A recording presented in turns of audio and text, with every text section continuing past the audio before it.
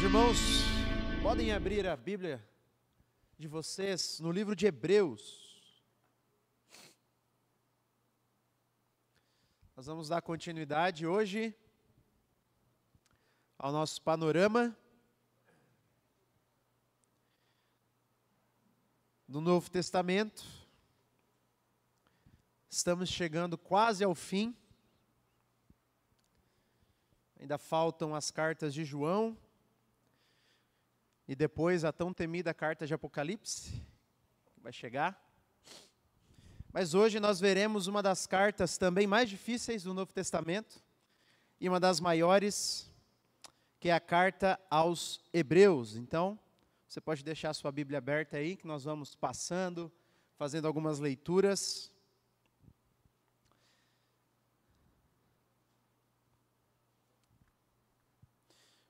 Bom, a epístola aos Hebreus, ou a carta aos Hebreus, ela carrega em si algumas peculiaridades. E a primeira delas é que a gente não tem certeza quem a escreveu. Nós não temos, assim, absoluta certeza de quem é o seu autor, pelo fato de que não tem escrito, né, carta de Paulo, ou de João, ou de Pedro. Então, ela é uma carta, por assim dizer, anônima. E o testemunho dos pais da igreja é um pouco dividido sobre quem escreveu essa carta. Desde cedo, se pensava, a maior parte, né, da igreja pensava que era o apóstolo Paulo que havia escrito essa carta. Então, a igreja oriental pensava que era o apóstolo Paulo. Outros diziam que era Lucas, ou que havia escrito uma pregação do apóstolo Paulo, porque essa carta ela tem um formato de uma pregação. Ou que também alguns pais da igreja defendiam que Paulo havia escrito uma carta aos hebreus na língua hebraica, e Lucas havia traduzido para a língua grega. Então também tinha gente que defendia isso. Outros defendem, isso é um pouquinho menor, isso, né, os maiores, assim, defensores, as opiniões mais majoritárias, é Paulo ou Lucas, que pensam isso, tá? Mas alguns diziam também que era Barnabé. Barnabé era um levita natural de Chipre. Então ele era alguém muito versado no sistema sacrificial do Antigo Testamento, porque a Epístola aos Hebreus fala muito do Antigo Testamento, mas também na cultura grega, para poder escrever um texto que assim é muito belo na língua grega. Então, alguns também defendiam que poderia ser Barnabé. Uma posição minoritária, dizem, né, que poderia ter sido Priscila e Áquila, mas o texto usa um pronome no masculino, o que tira essa opção de cena. Outros, principalmente depois da Reforma Protestante, como Martinho Lutero, né, afirmaram que poderia ser Apolo, que a Bíblia diz que Apolo era muito conhecedor das Escrituras, lembra? Era muito eloquente, e também um ali do círculo de Paulo, e também alguns outros, Clemente de Roma, que foi um pastor na cidade de Roma, que havia tido contato com os apóstolos, principalmente o apóstolo Paulo. Então tem uma discussão de quem é o autor da carta.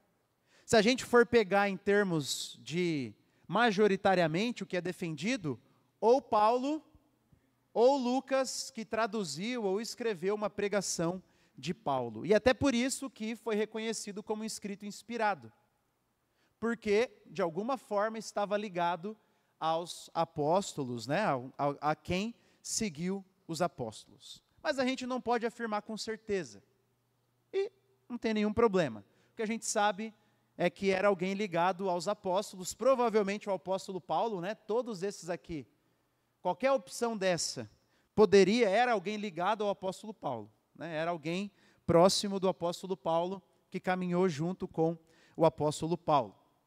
Então, por isso que tem essa discussão, quem é o autor de Hebreus, mas a gente sabe, provavelmente pelo testemunho dos pais da igreja, que foi alguém ligado ao apóstolo Paulo, ou ele mesmo, né? Ou ele mesmo. Olha só o que Eusébio, um historiador do cristianismo de 324 depois de Cristo, escreveu: da minha parte, se hei de dar a minha opinião, eu diria que os pensamentos sim são do apóstolo, mas o estilo e a composição são de alguém que evocava a memória dos ensinamentos do apóstolo, Paulo aqui, como um aluno que anota por escrito as coisas que seu mestre disse. Por conseguinte, se alguma igreja tiver esta carta como sendo de Paulo, que também por isso seja estimada, pois não sem motivo os antigos varões a transmitiram como de Paulo. Mas quem escreveu a carta?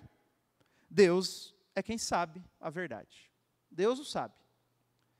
Então, temos esse testemunho aqui de Eusébio citando Orígenes, que viveu lá em 185 depois de Cristo, alguém muito próximo dos apóstolos. Então, ou Paulo, mas ou alguém que anotou os ensinamentos de Paulo, provavelmente Lucas, tá bom? E a ideia principal do livro de Hebreus é essa aqui, ó. Essa epístola quer mostrar a supremacia de Jesus como Messias sobre todas as outras coisas de origem judaica, presumivelmente para desestimular esses cristãos judeus professos de escapar da crescente ameaça de perseguição e martírio sob Nero, voltarem ao judaísmo. Então, o que aconteceu? Provavelmente, ele está escrevendo para cristãos que moravam na cidade de Roma e que haviam vindo do judaísmo. Eles moravam na cidade de Roma e estavam vindo do judaísmo. E a perseguição sobre o imperador Nero estava crescendo cada vez mais naquela cidade. E muitos cristãos que haviam vindo do judaísmo estavam sendo tentados a abandonar a fé cristã e voltarem para a prática do judaísmo. Por quê? Porque o judaísmo era uma religião lícita dentro do Império Romano. Você poderia ser judeu. Você não era perseguido por ser um judeu. Então eles estavam sendo tentados, por causa da perseguição, a voltarem ao judaísmo, para não serem perseguidos, não serem martirizados. E provavelmente foi escrito aproximadamente no ano de 64, que foi quando Nero baixou um decreto para perseguir os cristãos na cidade de Roma, tá bom? Então por isso que, provavelmente essa é a data, mas esse é o objetivo claro do autor de Hebreus. Ele está escrevendo a pessoas de origem, de descendência hebraica, que estavam sendo tentados a voltarem para a prática do judaísmo, simplesmente para fugirem da perseguição. Queriam voltar para uma religião lícita. E o autor de Hebreus, ele começa, capítulo 1, versículo 1 ao 4, dando algumas palavras introdutórias ali, né? A gente sempre fala dessa primeira parte, a introdução de sua carta, dizendo assim, ó: antigamente, Deus falou muitas vezes e de muitas maneiras aos pais, pelos profetas. Mas nesses últimos dias nos falou pelo Filho, a quem constituiu o herdeiro de todas as coisas, e pelo qual também fez o universo. O Filho, que é o resplendor da glória de Deus, e a expressão exata do seu ser, sustentando todas as coisas pela sua palavra poderosa, depois de ter feito a purificação dos pecados, assentou-se à direita da majestade nas alturas, tendo se tornado tão superior aos anjos, quanto herdou mais excelente nome do que eles. Nessa primeira parte, nesses primeiros 4 versículos, ele já dá o motivo dele, explícito, do porquê ele está escrevendo essa carta. Ele quer defender e mostrar que Jesus é superior a qualquer outro ser que existe nessa terra. Qualquer outro. E nesses primeiros versículos ele faz uma equivalência entre Jesus e Deus. Para quem era um hebreu que conhecia bem o Antigo Testamento, o autor ele está dando atributos de Deus ao próprio Jesus, defendendo a divindade de Jesus. Olha como, nesses últimos dias nos falou pelo Filho, a quem constituiu o herdeiro de todas as coisas, e pelo qual também fez o universo, ou seja, Deus fez o universo por meio de Jesus. Jesus também tem o título de Criador. Criador. Ele continua: o Filho é o resplendor da glória de Deus, e a expressão exata do ser de Deus. Ele é quem revela perfeitamente a divindade. E ele sustenta todas as coisas pela sua palavra poderosa. Olha só, Jesus, além de ser o Criador, ele é o sustentador. Mais um aspecto divino sendo aplicado a Jesus Cristo. E depois de ter feito a purificação dos pecados por meio de sua morte, ele assentou-se à direita, destra da majestade nas alturas. Então ele está à direita de Deus, que é a posição mais elevada do universo, reinando em nome de Deus. Então, mais um aspecto divino aplicado a Jesus, o Rei, o Senhor. Claro que esse texto não está fazendo uma defesa da doutrina da Trindade, mas é um dos textos dos quais nós nos baseamos. Jesus, ele é divino, assim como o Pai. Assim como Deus Pai. Deus Pai é uma pessoa da Santíssima Trindade. Deus Filho é outra, mas ambos o mesmo Deus e ambos divinos. Então ele já começa mostrando a exaltação de Cristo aqui, como um Deus divino, aquele que morreu por nós e hoje se assenta à destra de Deus. E aí,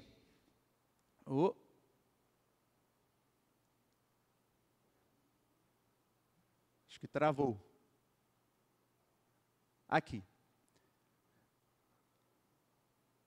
Depois de dar esse prólogo, então, falando da exaltação de Jesus, ele começa a defender a sua tese central. Lembra qual que é o objetivo do livro? Qual que é o objetivo do livro? Isso mesmo. O objetivo do livro é fazer com que os cristãos que vinham de origem hebraica não retornassem ao judaísmo por medo da perseguição. E como ele faz isso? Ele faz isso de duas maneiras. O autor de Hebreus, nós vamos ver. Ele faz isso mostrando que Jesus é superior a tudo que vem da antiga aliança, a nova aliança é superior à antiga, e ele faz isso por meio de advertências. O livro de Hebreus carrega várias advertências, duríssimas, e algumas bem difíceis. Então, primeiro, a tese central, Jesus é supremo. Primeiramente, ele vai falar sobre os anjos, do versículo 5, do capítulo 1, até o capítulo 2, versículo 8. Mas olha comigo aí o versículo 5 e 6. Não é esse que está ali não, tá? Calma. Olha aí na sua Bíblia. Capítulo 1, versículos 5 e 6. Pois a qual dos anjos Deus em algum momento disse: Tu és meu filho, hoje eu te gerei, e outra vez eu lhe serei por pai, e ele me será filho. Então qual é o argumento dele? Ele está dizendo assim, olha, os anjos, que no pensamento hebraico é a segunda categoria depois de Deus, a qual desses anjos Deus disse assim, olha, você é meu filho e eu sou seu pai? A resposta é óbvia. A qual anjo Deus disse isso? Nenhum. Então Jesus, ele é superior aos anjos, porque ele é o filho do próprio Deus. Esse é o ponto. Ele é o filho do próprio Deus. Então, ó Hebreus, por que vocês querem voltar à prática do judaísmo? Ao fazerem isso, vocês estão desconsiderando que Jesus, a quem vocês estão sendo tentados a abandonar, ele é superior aos anjos da antiga aliança. Ele é superior aos seres que vocês consideram como superiores a qualquer outro ser humano, abaixo apenas de Deus. Então esse é o primeiro argumento. E aí vem a primeira advertência, no capítulo 2, está escrito aqui, ó. Por essa razão, importa que nos apeguemos com mais firmeza às verdades ouvidas, para que delas jamais nos desviemos. Porque se a palavra falada por meio de anjos se tornou firme, e toda transgressão ou desobediência recebeu justo castigo, como escaparemos nós, se não levarmos a sério tão grande salvação? Se você lê Atos capítulo 7, ou se você lê Gálatas capítulo 2, os hebreus criam que quando Moisés recebeu as tábuas da lei, foram anjos que haviam entregue para ele. Anjos mediaram aquele momento em que Deus, por meio dos anjos, entregou a lei a Moisés. Então o autor de Hebreus está falando assim, olhem para o Antigo Testamento, olhem para a história do povo de vocês. Quando eles desobedeceram a lei que foi entregue por meio de anjos, eles receberam a justa punição. Não receberam? Nós conhecemos. Quanto mais vocês, se vocês desobedecerem a palavra de Jesus, porque Jesus é superior aos anjos. Esse é o ponto. Se na antiga aliança, uma palavra mediada por anjos, a justa punição veio sobre aqueles que desobedeceram, quanto mais virá sobre vocês, se desobedecerem a palavra de Cristo. Então essa é a primeira advertência do livro de Hebreus. Mas ele continua. E depois de dizer que Jesus é superior aos anjos, ele vai falar e nos mostrar que Jesus ele é superior a Moisés. A partir do capítulo 3, olha só o versículo 3, por exemplo. 3:3. No entanto, assim como aquele que edifica uma casa tem maior honra do que a casa em si, também Jesus tem sido considerado digno de maior glória do que Moisés. Então, depois de falar dos anjos, os seres abaixo de Deus, agora ele vai falar sobre Moisés, o maior legislador de Israel. E ele vai falar que Moisés era como se fosse apenas um servo na casa, mas Jesus é aquele que edificou a casa. Jesus é aquele que constrói. Então Jesus, ele é digno de receber mais glória do que Moisés. Digno de receber mais glória do que o grande legislador da antiga aliança. E aí vem a segunda advertência. Já deu a primeira. E agora vem a segunda. Hebreus 3, a partir do versículo 7. Eu vou pegar apenas alguns versículos aqui, ó. Tenham cuidado, irmãos. Tenham cuidado, para que nenhum de vocês tenha um coração mau e descrente, que se afaste do Deus vivo. Pelo contrário, animem uns aos outros todos os dias, durante o tempo que se chama hoje, a fim de que nenhum de vocês seja endurecido pelo engano do pecado. Porque temos nos tornado participantes de Cristo, se de fato guardarmos firme até o fim a confiança que desde o princípio tivemos. Então, de novo, depois de falar que Jesus era superior a Moisés, vem uma advertência. Cuidado para que vocês não se afastem do caminho de Cristo.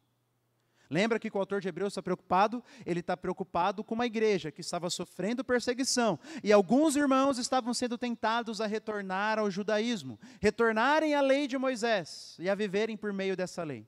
E ele diz, cuidado, animem-se, exortem-se, hoje, para que vocês não sejam endurecidos pelo engano do pecado. E aqui, tem uma questão interessante. Olha só esse finalzinho. Porque temos nos tornado participantes de Cristo, se de fato guardarmos firme até o fim a confiança que desde o princípio tivemos. Ou seja, alguém que realmente conhece a Cristo, é alguém que guarda a sua confiança até o fim. Isso é muito importante.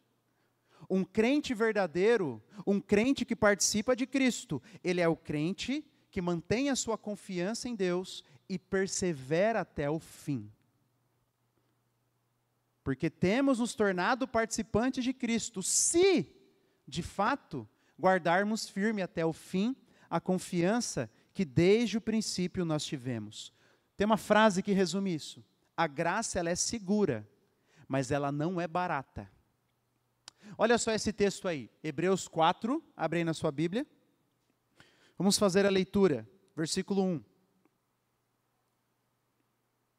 Portanto, visto que nos foi deixada a promessa de entrar no descanso de Deus, tenhamos cuidado para não parecer que algum de vocês deixou de alcançá-la. Ele ainda está na advertência. Porque também a nós foram anunciadas as boas novas, exatamente como aconteceu com eles, o Antigo Testamento. Mas a palavra que eles ouviram não lhes trouxe proveito, porque não foram unidos por meio da fé com aqueles que a ouviram. Agora olha o início do versículo 3. Nós, porém, que cremos, entramos no descanso. Até aqui. Depois ele vai citar um texto do Antigo Testamento. Mas veja, ele está dizendo que a graça, ela é segura. Aqueles que creem entraram no descanso. E aqui o descanso ele está usando no sentido de salvação. Né? Encontraram descanso em Cristo. Então, os que creram entraram no descanso. E no versículo 2, ele faz uma diferenciação entre aqueles que também ouviram, mas não exerceram fé. Vamos ler de novo. Olha o versículo 2. Porque também a nós foram anunciadas as boas novas, exatamente como aconteceu com eles. Mas a palavra que eles ouviram não lhes trouxe proveito, porque não foram unidos por meio da fé com aqueles que a ouviram. Então a graça, quando nós escutamos as boas novas do Evangelho e depositamos a nossa fé em Jesus, nós já recebemos o descanso que vem do Senhor, dos nossos fardos, do nosso pecado, que prefigura, claro, o descanso maior nos novos céus e na nova terra. Mas isso não é motivo para nós vivermos uma vida displicente. A graça é segura, mas ela não é uma graça barata. Olha o versículo 11 do capítulo 4. Portanto, esforcemo-nos por entrar naquele descanso, a fim de que ninguém caia, segundo aquele exemplo de desobediência. Porque a palavra de Deus é viva e eficaz, e mais cortante do que qualquer espada de 2 gumes, e penetra até o ponto de dividir alma e espírito, juntas e medulas, e é apta para julgar os pensamentos e propósitos do coração. E não há criatura que não seja manifesta na sua presença. Pelo contrário, todas as coisas estão descobertas e expostas aos olhos daquele a quem temos de prestar contas. Então, Rodrigo, me dá uma ajuda aqui, por favor. Então, os irmãos viram no versículo 3, que aqueles que creem recebem já o descanso, já entram no descanso, certo? Está aí no versículo 3. Mas nós temos que continuar progredindo, nos esforçar para permanecermos no caminho do Senhor. É mais ou menos quando Paulo diz: desenvolvei a vossa salvação. Eu recebo a minha salvação, mas agora eu tenho que trabalhar para desenvolvê-la. Aquela frase, às vezes, a gente usa: uma vez salvo, sempre salvo. Ela é simplista demais. É verdadeira, mas ela é simplista demais. Porque o salvo, aquele que verdadeiramente conhece ao Senhor, ele vive uma vida para se santificar. Ele busca permanecer nos caminhos do Senhor. Ele se esforça para permanecer seguindo os passos de Jesus. Esse é o ponto. A graça, ela é segura, mas ela não é barata. Nós temos a responsabilidade de nos esforçarmos para permanecer no caminho do Senhor. Isso aí é na prática da nossa vida. Você não tem que se esforçar para ler a Bíblia? Ou você acorda todo dia com a vontade linda de ler a Bíblia? Você não tem que se esforçar às vezes para confessar um pecado para o irmão? É tão difícil. A gente se sente humilhado, mas a gente vai, a gente se esforça. Não é difícil manter uma vida de oração? É difícil, mas a gente vai, a gente se esforça. O crente verdadeiro faz isso. Ele tenta perseverar. Ele vai lutando com a força que Deus lhe dá para permanecer nos caminhos do Senhor. Então, o argumento é parecido com o primeiro dos anjos, da advertência.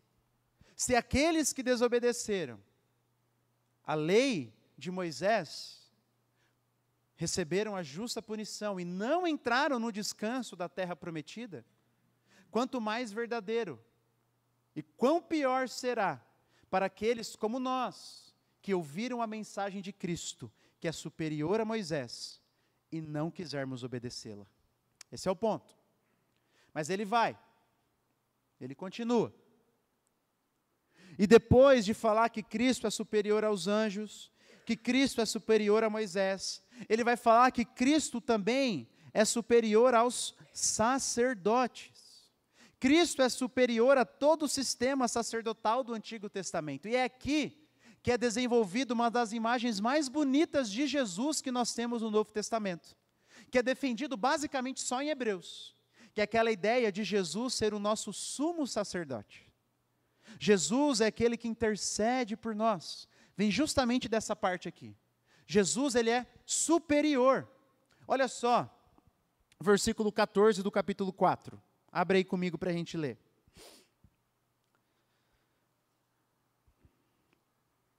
Hebreus 4,14. Tendo, pois, Jesus, o Filho de Deus, como sumo sacerdote, que adentrou os céus, conservemos firme a nossa confissão. Porque não temos sumo sacerdote que não possa se compadecer das nossas fraquezas. Pelo contrário, ele foi tentado em todas as coisas, à nossa semelhança, mas sem pecado. Portanto, aproximemo-nos do trono de graça com confiança, a fim de recebermos misericórdia e encontrarmos graça para ajuda em momento oportuno. Jesus é o nosso sumo sacerdote, que se compadece de nós, porque ele também foi tentado em todas as coisas, mas ele não pecou. Ele é superior aos sacerdotes do Antigo Testamento, o autor de Hebreus vai desenvolvendo, porque Jesus, então, por não ter pecado, não tinha que oferecer sacrifício por si mesmo. Os sacerdotes do Antigo Testamento, você vai lembrar, eles também tinham que confessar pecados e fazer sacrifícios, para poder se achegar à presença de Deus. Mas Jesus não, ele é superior, ele é sem pecado. Além disso, o sacrifício dos sacerdotes tinham que ser renovados de tempos em tempos. Você vai lembrar, era um sistema, não era uma vez sacrificou e está tudo certo. Não, tinham que ser renovado esse sacrifício de tempos em tempos, mas o autor de Hebreus vai dizer, Jesus ele é superior, porque o sacrifício dele é eterno. Não precisa ficar sendo feito cada vez mais. Então, ele vai mostrar vários exemplos,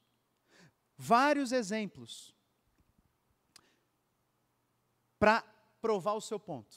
Jesus é superior aos sacerdotes do Antigo Testamento. E aqui ele faz a sua terceira advertência. Talvez o texto mais difícil do Novo Testamento.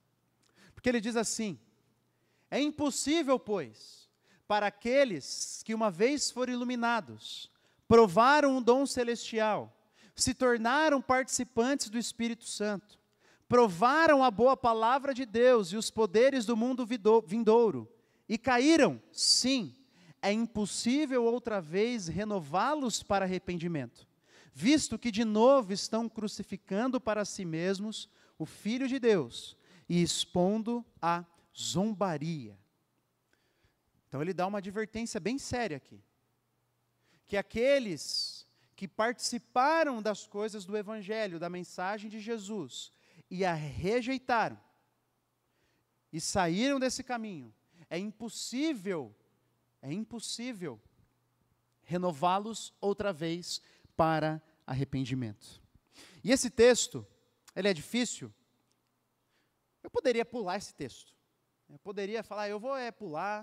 Mas eu falei, não, eu tenho que ser honesto com os irmãos. Esse texto ele é difícil, porque ele tem basicamente 3 interpretações, 3 ideias. A primeira ideia é a ideia de que um crente verdadeiro, ele pode perder a sua salvação. Essa é a primeira interpretação que se faz desse texto. A segunda interpretação básica sobre esse texto é que ele está falando de alguém que participou, que ouviu, como nós vimos lá no capítulo 4, de pessoas que estavam dentro do povo de Israel, ouviram a mensagem desse povo, mas não se submeteram a essa mensagem, não creram de verdade. Eles participaram das bênçãos, comeram do maná, viram as manifestações do Senhor, participaram de alguma forma, mas não creram, nunca creram de verdade. Essa é uma outra interpretação. Como Judas, por exemplo, que expulsou demônios, que fez milagres. Mas desde o início do ministério de Jesus, Jesus já dizia que um de vós é diabo, lembra? Jesus fala isso dele. Era um filho da perdição. Então, essa é a segunda maneira de enxergar esse texto, de alguém que está na vida da comunidade, que experimentou de bênçãos da comunidade, mas que de fato nunca creu de verdade. Como aqueles que vão chegar diante de Jesus e dizer: Jesus, nós profetizamos, nós expulsamos demônios, nós fizemos milagres em teu nome. Mas Jesus vai dizer o quê? Apartai-vos de mim, nunca vos conheci. Então essa é a segunda possibilidade de interpretação. E a terceira é que ele está falando de uma maneira hipotética. É tipo assim, ó, eu olhar para o Denison e falar assim: Denison, se você negar Cristo, você vai para o inferno. É verdade ou não é? É verdade. Só que se ele for um crente verdadeiro, ele vai perseverar até o fim. Ele vai perseverar até o fim. Quando a gente lida com um texto difícil, o que a gente faz? A gente tenta ir para outros textos mais claros, certo? É isso que a gente faz. Então, quando nós olhamos para todo o testemunho do Novo Testamento, nos parece que a ideia de um crente verdadeiro perder a salvação não é bíblica. Foi Jesus mesmo quem disse: pois eu desci do céu, não para fazer a minha vontade, mas para fazer a vontade de quem? Do meu Pai. E a vontade do meu Pai é essa: que nenhum eu perca daqueles que Ele me deu. Não é isso? A vontade de Deus é que nenhum dos discípulos que Ele entregou a Jesus se percam. E Jesus desceu do céu para fazer a vontade de quem? De Deus. Então, esse é um dos vários textos, né? Mas, quando nós olhamos para textos mais claros, nos parece que não é possível, porque quem guarda a nossa salvação é Deus.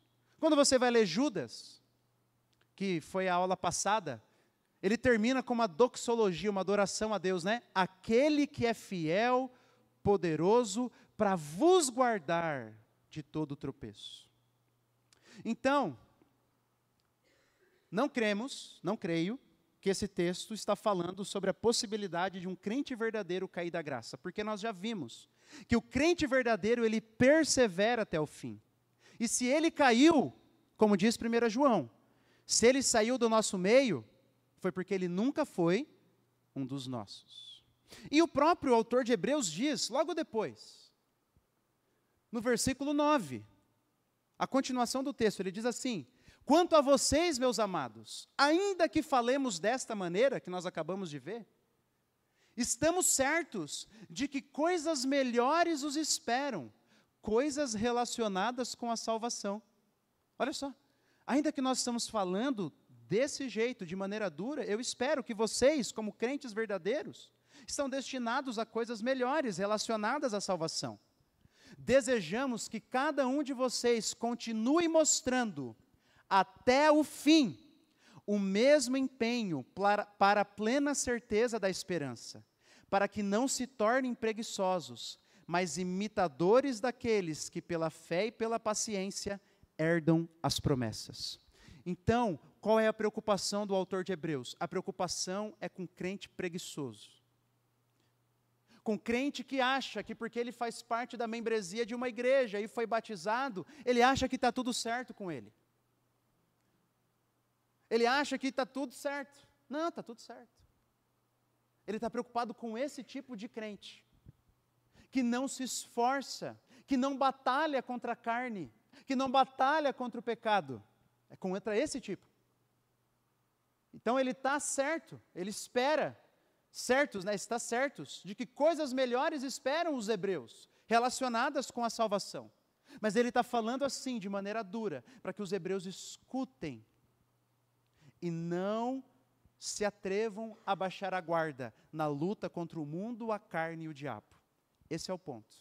Por isso que eu disse, aquela frase, uma vez salvo, salvo para sempre, é verdadeira, mas ela é simplista demais, porque ela esquece de dizer que o salvo, ele persevera até o fim. O salvo persevera até o fim. É assim que nós reconhecemos quem de fato é um verdadeiro filho de Deus. Aquele que permaneceu nos caminhos do Senhor até o fim da sua vida. Então essa é a terceira advertência que o autor de Hebreus dá para os seus leitores. Mas ele continua. Cadê? Depois de dizer que Jesus é superior aos anjos, depois de dizer que Jesus é superior a Moisés, depois de dizer que Jesus é superior aos sacerdotes, ao sistema sacerdotal, agora ele vai dizer que Jesus é superior sobre a antiga aliança. Então olha o capítulo 8, versículo 6.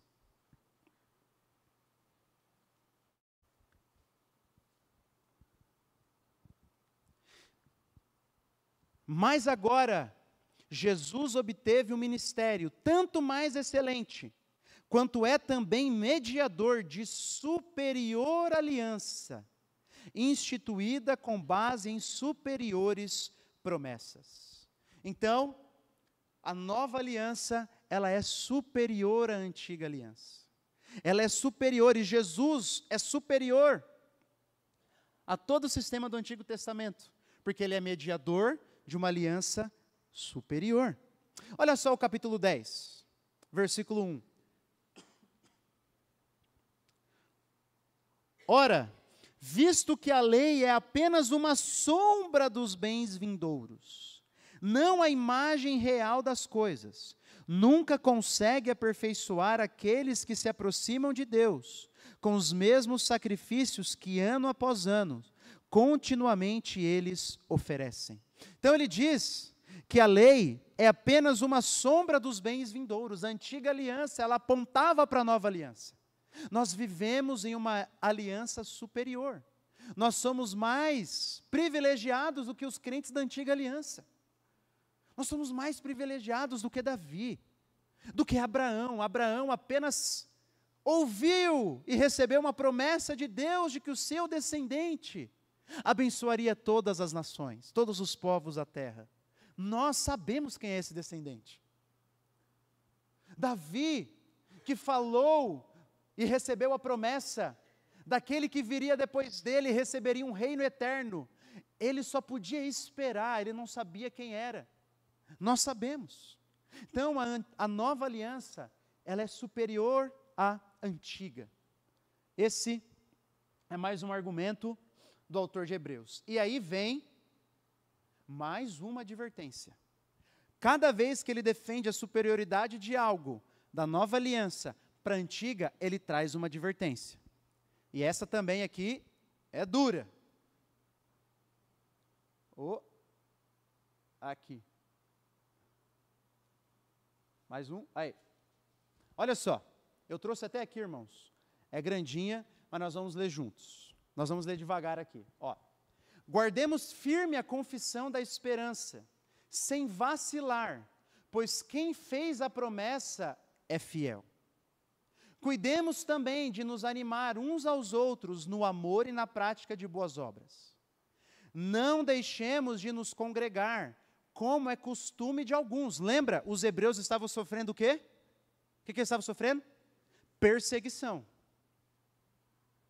Ali no capítulo 10, depois, quando você for ler na sua casa, você vai ver. Perseguição severa. perdendo seus bens, sendo expostos à vergonha pública, correndo até mesmo possivelmente risco de morte. E ainda assim ele diz: não deixem de congregar, como é costume de alguns. Pelo contrário, façamos admoestações, ainda mais agora, que vocês veem que o dia se aproxima. Porque, se continuarmos a pecar de propósito, depois de termos recebido o conhecimento da verdade, já não resta sacrifício pelos pecados. Pelo contrário, resta apenas uma terrível expectativa de juízo e fogo vingador, prestes a consumir os adversários. Quem tiver rejeitado a lei de Moisés, morre sem misericórdia pelo depoimento de 2 ou 3 testemunhas, as punições de morte do Antigo Testamento. Imaginem quanto mais severo deve ser o castigo daquele que pisou o Filho de Deus, profanou o sangue da aliança com o qual foi santificado e insultou o Espírito da graça. Pois conhecemos aquele que disse: a mim pertence a vingança, eu retribuirei. E outra vez, o Senhor julgará o seu povo. Horrível coisa é cair nas mãos do Deus vivo. Horrível coisa é cair nas mãos do Deus vivo. Isso aqui está no Novo Testamento, na carta de Hebreus, que fala sobre a superioridade de Jesus como nosso sumo sacerdote e o sacrifício. E ele está dizendo, para aqueles que escutam essa mensagem do Evangelho e a rejeitam, serão condenados. Esse é o ponto. Serão condenados. Aqueles que não perseveram, aqueles que não continuam na prática das boas obras, que não continuam a animar uns aos outros, que não continuam guardando firme a confissão da esperança. De novo, o que é que ele está tentando gerar nos seus ouvintes? Perseverança. Vocês têm que perseverar. Vocês têm que perseverar no caminho do Senhor, perseverar em obedecer ao Senhor. Estar reunidos com o povo de Deus, olha só que interessante, né? No meio de tudo isso, é que ele fala: não deixemos de nos congregar, como é costume de alguns. Vir aqui, todo domingo, cultuar com o povo do Senhor, ouvir da palavra do Senhor, é uma maneira de perseverar. É uma maneira de perseverar. Animarmos uns aos outros, no amor e na prática das boas obras, é uma maneira de perseverar. Não é simplesmente uma questão, gente, eu vou obedecer o mandamento. É também isso, mas é mais do que isso. Eu preciso dos meus irmãos, estar reunido com os meus irmãos, para que eu persevere. Esse é o ponto. É uma questão de perseverança na fé. Nós precisamos uns dos outros para caminharmos na fé e na esperança. E aí ele vai para o último argumento dele. Ele fala que Jesus é superior sobre os anjos, sobre Moisés, sobre os sacerdotes, sobre a antiga aliança, e agora sobre os heróis da fé do passado. E aí você sabe que ele vai falar sobre vários heróis da fé aqui, na galeria dos heróis da fé. E qual é o ponto dele ao mostrar esses homens? Olha só o versículo 39 do capítulo 11.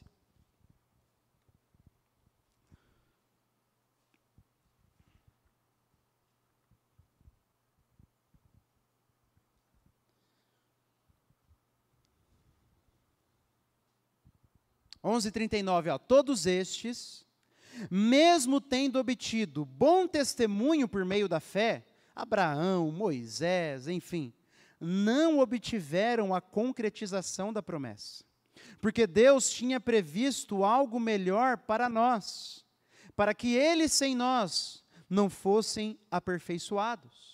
Então, a nova aliança é superior à antiga, porque até mesmo os heróis da fé da antiga aliança não viram o cumprimento último das promessas do Senhor para a vinda de Jesus. Mas nós vimos, nós vivemos numa época superior. Vocês, ó hebreus, vivem numa época superior, porque vocês querem voltar então para a antiga aliança? E aí, olha o capítulo 12, versículo 1, que ele continua.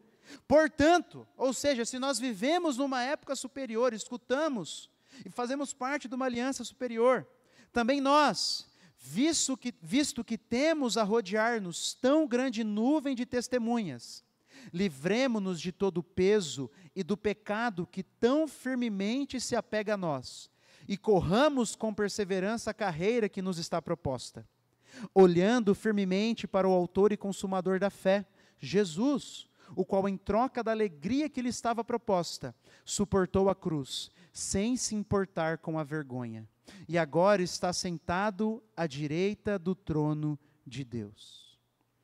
Portanto, pensem naquele que suportou tamanha oposição dos pecadores contra si mesmos, para que vocês não se cansem nem desanimem. De novo, a preocupação dele era com crentes que estavam desanimando da fé. E aí ele diz, olha, vocês podem perseverar, porque vocês viram se cumprindo as promessas que os heróis da fé da antiga aliança apenas puderam esperar. Vocês veem o cumprimento dessas promessas. Por isso, continuem se esforçando, olhando para Jesus, que é o cumprimento dessa promessa. Olhando para Cristo, que também suportou tamanho sofrimento, para que vocês permaneçam firmes até o fim. E aí, o que você acha que vem agora? O que vem agora? Você já viu, né, o padrão? Advertência, exatamente. Sobre os anjos, advertência. Sobre Moisés, depois advertência. Cristo é superior sobre os sacerdotes, advertência. Sobre a antiga aliança, mais uma advertência. Sobre os heróis da fé, mais uma advertência. A quinta e última do livro de Hebreus. Olha só. Procurem viver em paz com todos e busquem a santificação, sem a qual ninguém verá o Senhor. Essa é a preocupação do livro de Hebreus. Que crentes se santifiquem, porque crente que não se santifica, não tem por que esperar ver a Deus, porque a fé verdadeira é uma fé que transforma, é uma fé que produz boas obras, é uma fé que produz obediência. De novo, procurem viver em paz com todos e busquem a santificação, sem a qual ninguém verá o Senhor. Cuidem para que ninguém fique afastado da graça de Deus, e que nenhuma raiz de amargura brotando cause perturbação, e por meio dela muitos sejam contaminados. Raiz de amargura, aqui, ele não está falando da raiz da amargura do seu coração. Eu tenho que perdoar, porque vai dar raiz de amargura. Ele não está falando disso. Ele está falando no meio do povo de Deus, daqueles que ficam desanimando os outros a continuarem no caminho do Senhor. Isso é uma raiz de amargura. Ele está falando de uma gente que no meio da comunidade causa perturbação e contaminam os outros a se afastarem do caminho do Senhor. E cuidem para que não haja nenhum impuro ou profano, como foi Esaú, viu? Raiz de amargura, está falando de gente no meio da igreja que causa contaminação, o qual, por um prato de comida, vendeu o seu direito de primogenitura. Vocês sabem também que, posteriormente, querendo herdar a bênção, o direito da primogenitura foi rejeitado, pois não achou lugar de arrependimento, embora com lágrimas tivesse buscado. Buscado a quê? A bênção de novo, o direito restabelecido de novo. Então ele está falando, cuidado, se santifiquem, e cuidado com aqueles que no meio de vocês ficam desanimando os outros, sendo motivos de tropeço para os outros. Cuidado para que não haja no meio de vocês um Esaú, alguém como Esaú. Esse é o ponto dele. Essa é a ideia. E aí, depois de falar sobre a sua tese central, que Jesus é superior aos anjos, a Moisés, aos sacerdotes, à antiga aliança, e superior também aos heróis da fé do passado, ele vai para as suas exortações finais, lá no capítulo 13. Abra comigo aí no capítulo 13.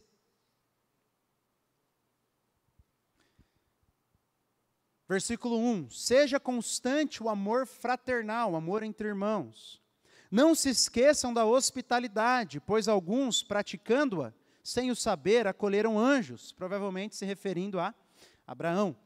Lembrem-se dos presos, como se estivessem na cadeia com eles. Aqui, presos são os crentes que estavam presos por sua fé.